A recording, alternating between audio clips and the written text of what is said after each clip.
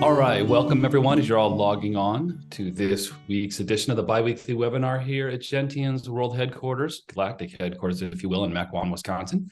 I wanted to, for those of you who have been celebrating the holidays so far, congratulations. To those who are about to celebrate them, congratulations as well. It's a wonderful time of year.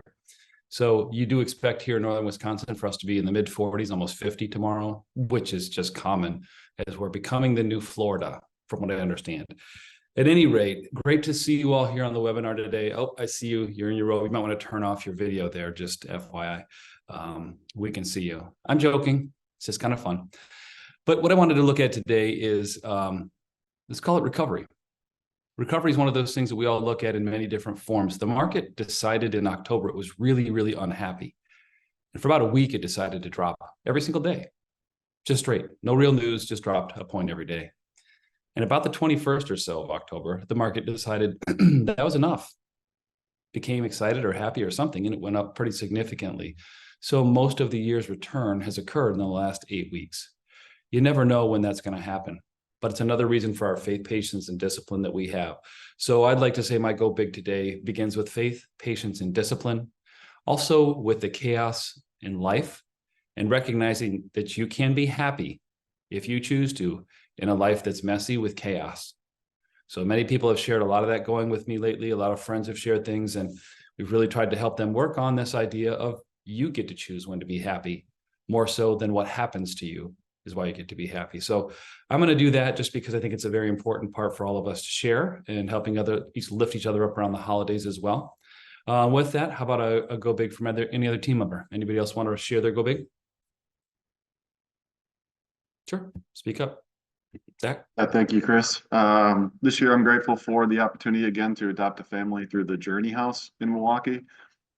I did it last year as well, and I'll never forget, procrastinating a little bit, being in the store, it's busy, got a cart full of things, and I looked down, I'm like, man, really spending a lot. And I caught myself saying it out loud, and you're not spending, you're giving, right? And it was a kind of a life-changing moment for me in putting it through a different lens, and the opportunity to do that again this year is just really special. So it's something I enjoy around the holiday time. Outstanding. Thank you, Zach. I appreciate that. How about Mr. Man? Thanks, Chris.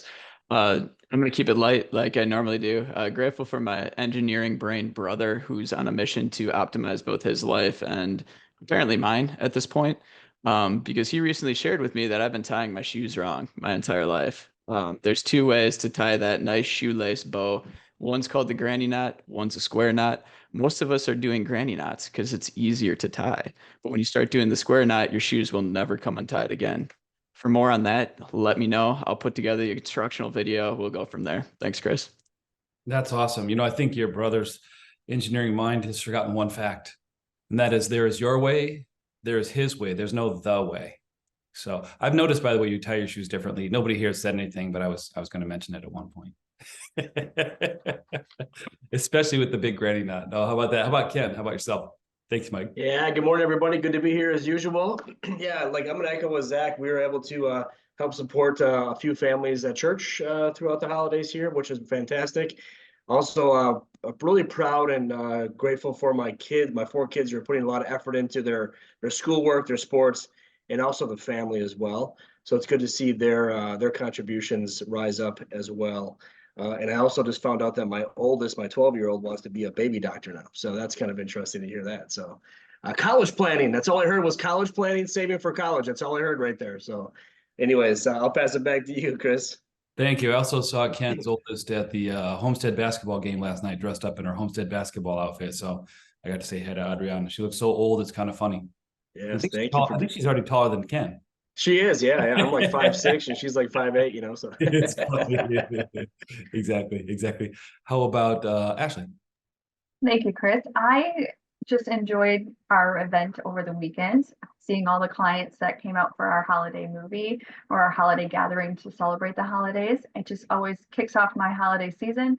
I love seeing everyone's faces, new and those that have been with us for a while. So just grateful for that opportunity to see everybody and catch up with those. Thanks, Awesome. Chris. Thank you as well, Ashley. And Lisa, how about yourself? Hi, everybody. Yes, I'm very grateful this year for technology being able to do Zooms or FaceTime. I am not going back home to England for Christmas, so this makes a really big difference of having this technology to be able to stay in touch and see what's going on there. So I'm not as upset when all my family get together and I'm just over here, but still enjoy, obviously, with meeting all the clients. It's still a great family gathering around me here, but it's just a little strange not being home in England. So technology I'm grateful for. Thank you. Absolutely. Absolutely. Thank you. So as I mentioned a couple of different times here, you never know when things are going to occur. I'm going to say this: life is messy. You know it. Around this time of year, there's a lot going on for many of you. You're going to meet relatives. We had a wonderful book club, and it was essentially for us, it was a great opportunity to talk about some of the different conversations that you might end up having. But as I flip them back to you for the markets, we're looking at things like today, the Fed is going to make some announcements. So everybody's waiting for that, right? Your whole life, waiting on pins and needles for a 1 o'clock Fed announcement today. By the way, that's Eastern time. So it may be noon. Oh, wait, that's 2 Eastern time. Oh my gosh, I'm sorry. I didn't mean to mess you up. I know you're all waiting for it with bated breath. So I know that's an important part, but really December is another time to begin to reflect as far as to next year. Next year being 2024, we have a very, very large event that occurs in November that, of course, the whole world waits with bated breath on, and that is the presidential election. From now until then, you'll see political ads and mailings in your mailbox, and also phone calls from robocalls for about 9 months, maybe 10 months. And that's something you all look forward to as well. Not. At any rate, there'll be the process. Maybe the better thing to celebrate is that it'll be over sometime around November, or not. I guess we've all lived through the hanging Chad incident, if you're a little bit old enough. But as I went through some of the different titles and just headlines, I don't do this very often, but once in a while, I'll run through CNBC to see, Pfizer's shares drop significantly as their 2024, forecast drops. You're seeing a lot of really good earnings, but a few misses on earnings. Moderna, I think, has also dropped significantly. So some of those COVID times, I've likened this period of time, these last 3 years, and I really want to bring this up. The last 3 years have been a very long, prolonged bear market with a massive speculative bubble in it, and also a drop back to reality, which probably hit the pit October of maybe 2022, yes, and also October 2023. But if you looked at it over the last 3 years, the market has done almost nothing. So if you've been taking money out, you've probably seen your balance stay the same. For many, that's frustrating. I get it. I understand it. I'm in the business. I see it every day.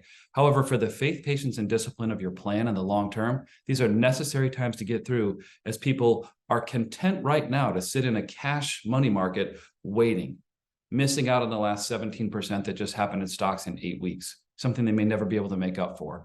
So for those of you who are clients who have all stayed invested, we really appreciate that. I want to make sure you get a big congratulations and a high five for that. That discipline is extremely important. But I really want to make sure that you understand there's something new here that's entered the market. Much like the internet in 1994 entered the computer bubble. So not bubble, the computer, let's call it bull market. So we had a bull market because computers were making us very, very productive. And all of a sudden this thing called wait, we're going to connect all the computers. We got these things called networks we're going to do. What's this internet thing? So as you run through those ideas, it became one of the biggest issues we'd ever seen at the time. And people were very speculative. Oh my gosh, it's going to be great. And then in 2000, we tried to figure out what it was going to do. Actually, what happened is the internet's changed the world, right? A new technology called artificial intelligence has both scared the heck out of everyone and excited the heck out of everyone. It can do almost anything. And when I say that, I mean either direction. Artificial intelligence, now you're seeing different artificial intelligence, chat.gpt, Google's new AI as well, become more and more and more powerful. If you add those to something called quantum computing, it's going to be absolutely astounding what it can do in either direction. It can literally change the world. I just won't say whether it's positive or negative, because the answer, it'll be both. It can cure anything that we've got going on. It can also cause any problem we've always ever thought about as well. But the excitement about these, you're going to start to see advances in healthcare. We just had as well, I think, the first gene editing healthcare for sickle cell anemia approved in the United States with a company called CRISPR. What it does, it's a $2.1 million dosage. But what it does, it goes in and edits the genes that you have that cause sickle cell to completely cure it on a forever basis. First, they approved it about a month ago in Great Britain, and now it's approved here conditionally. You look at things like that, wait, you can go back into the genes, the very makeup of who I am, yes, and they can edit out the errors. So you might be looking at your spouse saying, boy, I hope they can do that with you. Well, maybe not. That's not nice. However, as you go forward, I just want to say there's some incredible things that are going to occur here as well. When it comes to recovery, it's going to be very, very interesting to see the market not only recover, but probably the potential fuel for the next portion of this bull market has been something called artificial intelligence. As Chat.dpt received, I think, 100 million users in the first 2 months of its existence. That's the fastest adoption ever of a technology. So you're going to see absolutely radical things because you've got a lot of people in their garages playing with things now. You're going to find yourself creating your own large language model for your own GPT around your own mindset. Yes, you heard exactly what I said. It can feed you exactly what you'd like. So at any rate, with that, I want to move over. Let's first start today with Mike's Minute. I appreciate Mike. Mike, why don't you give us what's going on? Appreciate you, Chris. So one of the things that I wanted to touch on, and Chris, you alluded to it early in your conversation, was that of being disciplined, sticking to the plan overall. Year to date, coming into this run, I should say, one of the worst performers in the S&P 500, actually the second worst performer was real estate. And for good reason, right? Rising interest rates, harder to finance, less demand for real estate itself. Looking at these companies that will have to refinance some of the real estate in the future at higher interest rates, all sorts of different things. Downward pressure. Nothing's changed with interest rates except for the Fed outlook. Looking at the trailing 1 month, guess what the best performer is in the S&P 500? Real estate by a fairly high margin. It's actually turned positive for the year just over the course of the last 1 month. In fact, it's up 11.31% over the last 1 month. So those who hung on to their real estate positions, those sort of holdings in the core portfolio and some of those strategies that we recommend, we applaud you for staying the course. Because at the end of the day, what seemed like could have been a decision that seemed to be, easy to make and move out of real estate, right? It would have been the wrong one in that moment. So switching gears, I want to continue the conversation that we had last week about capital gain distributions and talk a little bit about tax loss harvesting. So what is tax loss harvesting? Why do we do it? Why don't we do it? Things like that. And truly, it comes down to everybody's individual scenario, what their taxes are going to look like going into the next year, and then what we can actually do with that. So the idea of tax loss harvesting is selling one thing that is at a loss in the portfolio and then buying something else that is highly correlated to that asset so that it appreciates as the asset may have if we were to miss out on that by selling and just moving the cash. So we don't want to do that. We want to buy something comparable. That being said, why do we do it? Well, we do it to set off capital gains throughout the course of the year from trading. Potential long-term capital gain distributions at the end of the year, we can set those back. And so why do we not want to pay those? Well, that could be it pushes you in a certain tax bracket that doesn't allow you to do certain things. It all comes down to bracket management. At the end of the day, why don't we want a tax loss harvest on occasion? It's switching the investment. We're getting out of a core idea. We can get back in potentially sometime in the future, but we're moving into a completely different investment that, regardless of the fact of it being highly correlated, might not perform as well as what we owned previously. On the flip side, it could be better, but we do have conviction in what we recommend. And then finally, the other reason not to would be simply because you're raising your basis.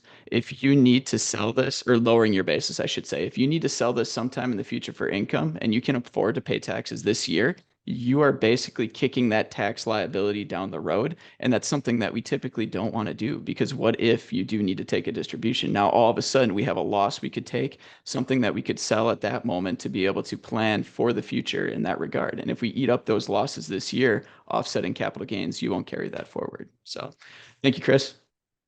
Awesome. Thank you, Michael. I appreciate that. There's a great lot of perspective in there as well. Those positions that we do change from time to time are very important. Sometimes it's great to do it, but it's individual. So thank you for explaining that as well. How about Zach's facts? What's going on, Zach? What should we know about the market, or what do you want to bring to us today? Yeah, thank you, Chris. I'll go through the market indexes year to date like I normally do, but then have some really cool facts from November as well, just with a little perspective too. So pretty much every major index is up pretty much 5 to 10% since about a month ago, since about November 8th. The Dow Jones is up 10% on the year, rounded to the nearest whole number. The S&P 500 is now over 21. The NASDAQ is about 39, which again is about 50% weighted towards technology and took the biggest temporary correction last year. International is up about 7. Emerging markets still right around 2%, and really having the toughest time about the last 5 years. The Russell 2000 is up 7% on the year. The growth portion is up 9, almost 10, and that's almost 9% in the last 1 month. And then the value side of small size companies is up 3.5% roughly. What was really interesting about small sized companies, oftentimes you've heard us over time with perspective talk about how volatility often equals return, because volatility isn't just downward volatility, it's also upward volatility. And we found that November was the 6th straight month that the Russell 2000 gained or lost 5%, which ties the 6 months ending April 2001 for the third longest streak in the index's history. The only 2 streaks that were longer were in April of 2009 and in September of 2010. So oftentimes when there's extreme volatility both ways, it sets the stage for potentially good returns moving forward. And then also last year was a tough year for a diversified portfolio. We have the diversified portfolio to be able to manage risk first and foremost and be able to create a steady stream of income in retirement. But last year was a tough year because of the increase of interest rates. Bond prices fell. Bonds weren't even the safe place that they normally are over time.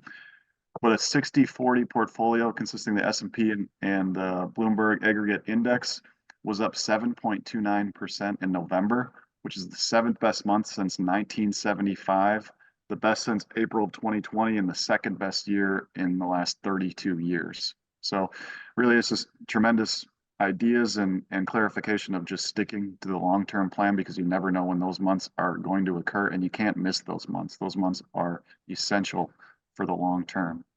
Just real quickly on the fixed income side of thing, a 1 year on the treasury is 5.13, 5 years 4.24, and the 10 year is 4.23. We're still seeing about 5% in money markets and CDs, depending on the time frame you're looking at.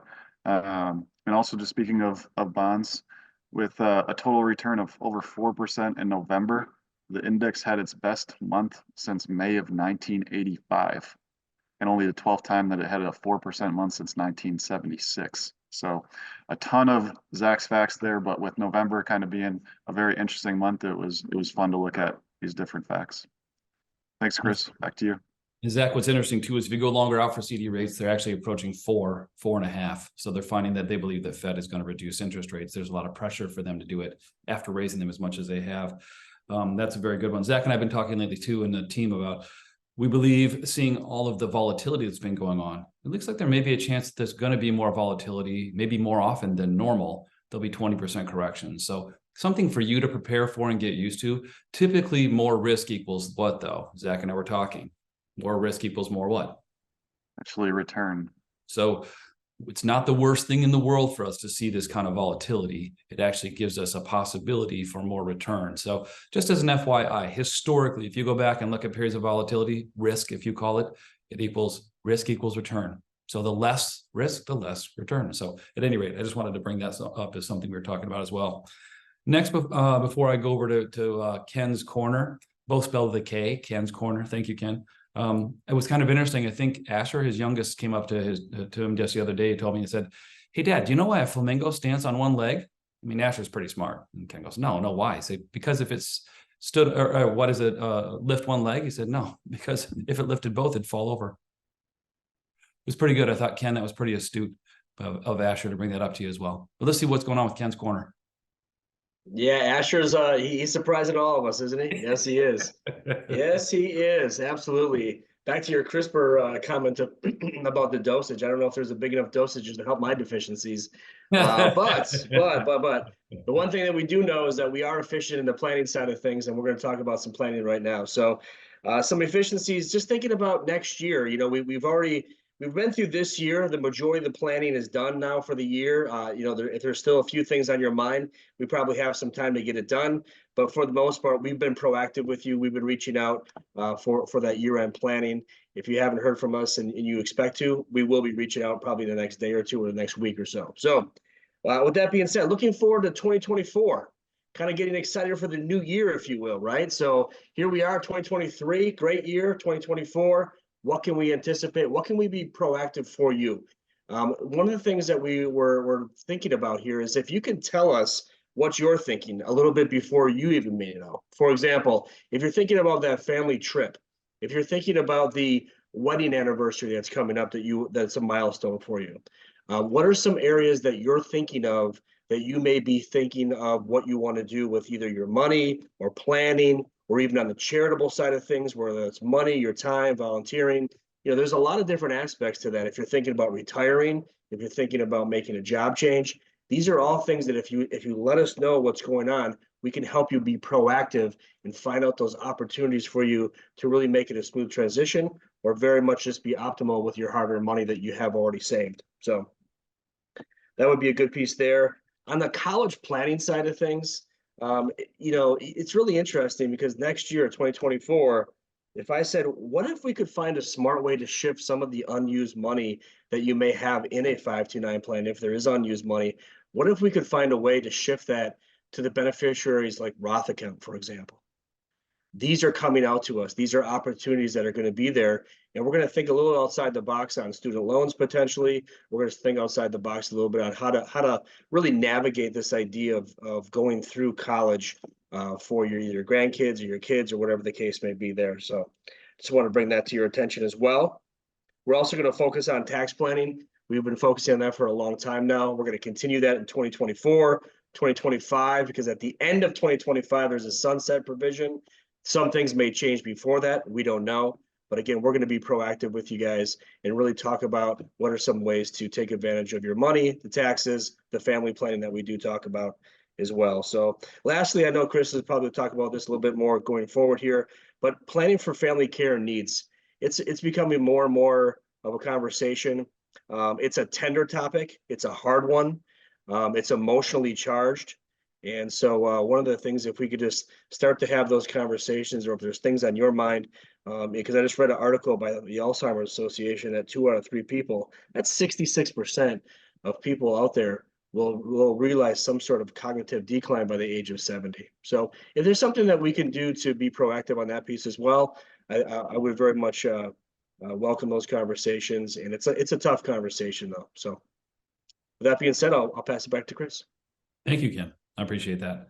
I think cognitive decline has been something that's been happening since we were all young, like 8 or 9 years old. Yes, for sure. You go through, but it's actually more pronounced now. So also watch for signs from that. Be kind. Look to others because they may not notice it in themselves. And sometimes people don't have another person to watch out for them. So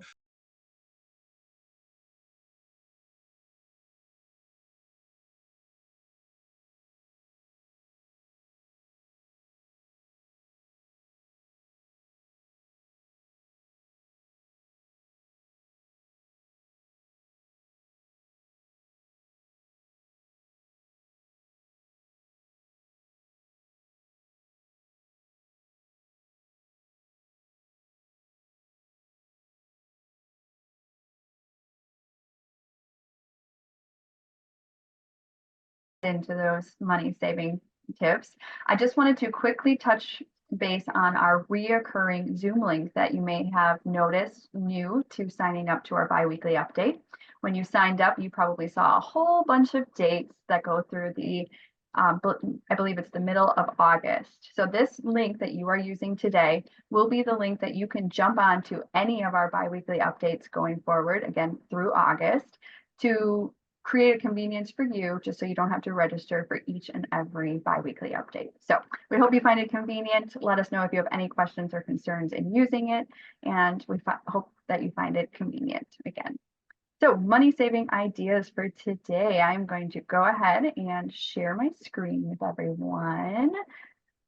So today's segment is, are you utilizing all of the benefits that AARP is giving you?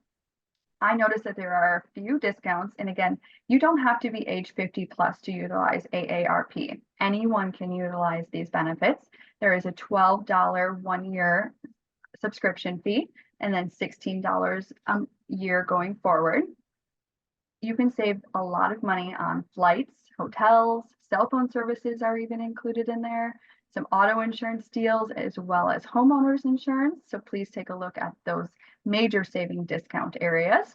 They also give you a great option for entertainment. There are games, puzzles, online games that you can use to challenge your mind, keep that mind sharp.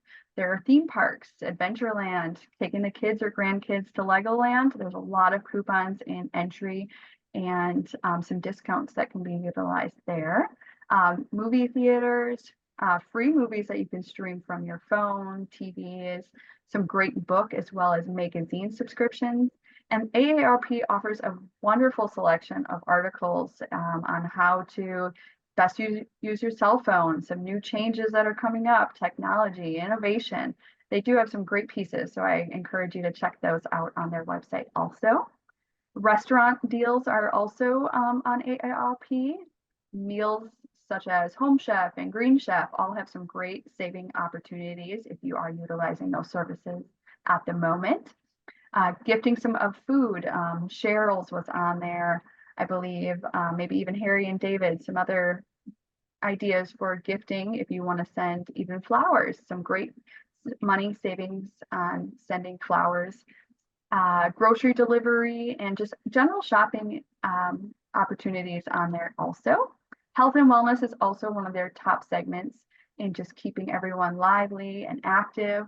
They have a great Staying Sharp program, so I encourage people to take a peek at that, including healthy recipes that you can benefit from, some great workout ideas. There's volunteering opportunities on there. If you search your zip code on their website, it comes up with everything local to your area. So it does offer a few community events to keep you social and meet new people. And also there were some family caregiving options on there and ways to save money, including physical therapy. And then of course, keeping your body sharp with some yoga, workout videos in general. So I just encourage everyone to take a peek at AARP if you have not. And again, it's not for just those age 50 and older. Anyone can utilize their services. So back to you, Chris. Thank you. Awesome. Thank you, Ashley. I appreciate that. We really do. Thanks for bringing us some great ideas for savings and some wonderful ideas for also spending. I know you've done those both, so thank you. Now, what to pay attention to in the bigger picture for us is going to be brought to you today by Lisa. Lisa, why don't you bring us what we should focus on? All right. Thank you, Chris. Okay, so today, even though we have the webinar, we also have our December birthday club luncheon. So that is today at noon. So we've had a lot of people RSVP for that. So hopefully looking forward to seeing everybody today. And then on Friday, it is our very own Angie's birthday. So she'll be celebrating today at our birthday luncheon. And then Sunday on the 17th, it is Mr. Michael Mann's 5-year anniversary. So we're all happy that he is with us, even though he's in another state right now. But we're happy that he's celebrating his 5-year. And then Monday, it was a little bit rescheduled from the 11th. We have the book club, the Build the Life You Want, the recap of the book club. So that is on Monday, December the 18th. On Wednesday, the 20th, we have our office along with the markets will be closed. Oh, sorry, that's Christmas. Our office is closed on the 20th due to us, the team focusing on getting better for you. And then obviously Christmas Day is Monday. The offices will be closed, and same with Tuesday, which is Boxing Day in England, which we should always be closed on Boxing Day.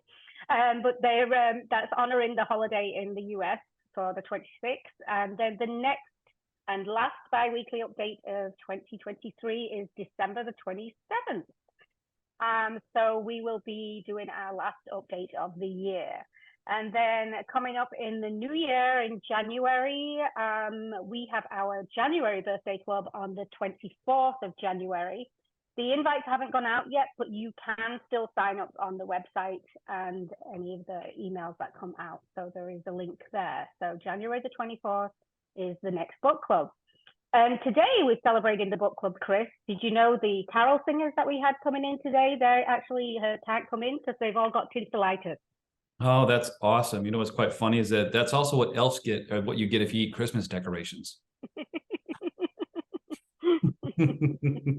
That's awesome. You know, Lisa's always very concerned with, you know, the nationality. She's very proudly British. Obviously, she doesn't like to celebrate 4th of July for certain reasons. But do you know what? But do you know what nationality Santa is? He's North Polish. So just thought I'd share that with you as well. There's some great Christmas jokes. I've got more time, but it might be after Christmas. So I might give you a few of these at the end here as well. Lisa, thank you tremendously. The last segment for us usually has something to do with positivity. And as I look at this, it's a wonderful time of year for reflection. It's a great time to slow down, take a look, reflect. I think it's interesting that we get so busy around now that we don't take any time to stop and think. So I would say, you know, grant yourself some time to just stop, think, read, get some perspective, appreciate what's going on. It's a wonderful holiday. I'm going to say this as a weird way. We never know when our last will be. I know we're all children, just many of us have more time on us than normal, but you go back to what you were as a kid, just a lot of stuff has happened. We're all still kids and big kids, if you will, but still enjoy it. Enjoy the awe of it. Enjoy the fun of it. Enjoy the ebullient joy around some of these holidays for you. I know that there's some tough things that have happened in some categories, but I just want to promote that. There's some more things I had to go through, but I want to end this with like maybe 7 or 8 little Christmas jokes because they're kind of fun. I think this is a good one. What do you call a snowman with no arms and no legs? A snowball. Why can't penguins fly? Because they're not tall enough to be pilots. I've got a bunch of them, by the way. What do elves post on Instagram? Elfies. Thought that was a good one. By the way, you know what the difference is with, I guess, at the North Pole with the alphabet? There's only one difference. There's no L. So at any rate, I just wanted you guys to enjoy. There's a whole bunch more where that came from. If you want more, please send us a message. If you'd like less, well, then I apologize. But I appreciate each one of you. We take this very seriously. We love to help you with your planning of retirement, living in retirement, and then giving your assets to those you'd like to as well. A lot of you also are inheriting it, so you're receiving assets. We really appreciate your trust in us. This time of year, your faith, patience, and discipline to make sure we're looking at our plan and the most important things.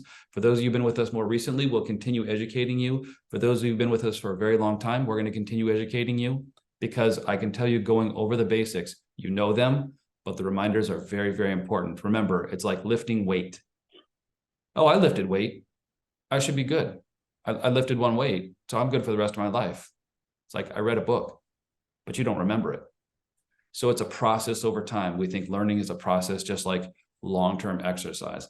Same thing with what we teach. At any rate, with that, I want to thank all of you for being here today. I know your time is one of the most important things that you offer to us. We want to bring you in 30 minutes, a jam-packed 6 of us giving you as much information as we can.